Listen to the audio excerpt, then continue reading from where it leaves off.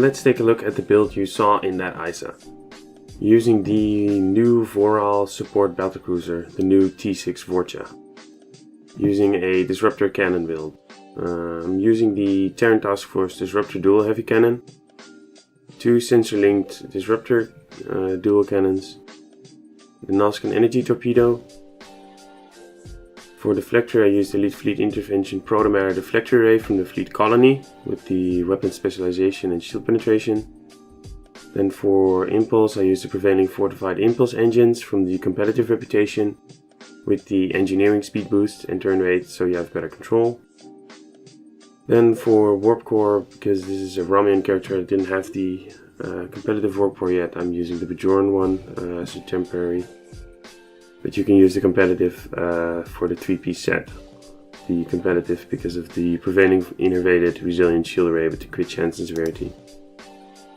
Which right now only gives the 2-piece, but then will also give the 3-piece. So the hull capacity and the weapon specialization. And then also the energy damage.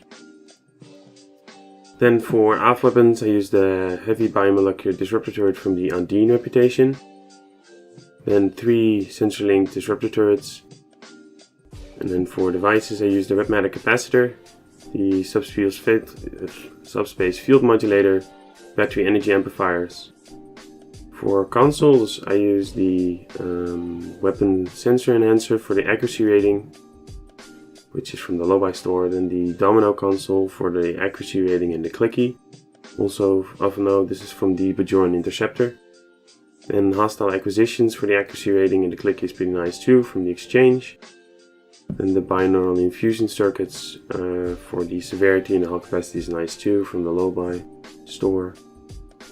Then the tachyonetic converter for the crit chance, severity and the turn rates can be nice too, also from the Lobi store. Then the disruption pulse emitter for the 2-piece together with the dynamic power redistribution module. The clicky itself is okay as well. You can also use the point defense bombardment warhead, which also makes a 2-piece with this one. It's mainly about the dynamic power redistribution module and its 2-piece, which is these nice boosts to all 3 different types of energy. Then for tactical consoles I used 2 vulnerability locators and the counter command multi-conduit energy relay, which is from a mission in the Undine track or the Delta track, I'm not sure which one anymore. One of the last ones. I think it was Ragnarok, maybe, no, I don't know. This gives a 2-piece together with the heavy biomolecular for the phaser and disruptor. If you have the fleet version of the Vor'ral, you'll get an extra attack console, so you just slot another vulnerability locator or one of the console ones, colony ones, if you want. Then for skills, I use a heavy tech focus skill tree. For a bit more of a rundown, you can check my channel, there's a video there. With Miracle Worker and Strategist as specialization. Then for traits, I use Good Day to Die, Accurate, you can have Superior Accurate, Anchored, Cannon Training, which again you can have Superior Cannon Training, Context is for Kings, Fleet Coordinator, Inspirational Leader, Intense Focus, and Romulan Operative. Then for Starship Traits, I use Calm Before the Storm, Cold-Hearted, and emergency weapon cycles, Promise of Ferocity, Withering Barrage.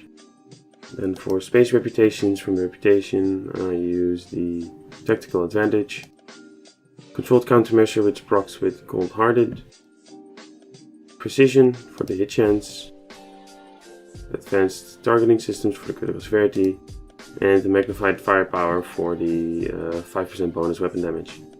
And for active reputation, just use the space ones. Since this is a Romulan character, I have 5 SRO superior Romulan officers for all my buffs.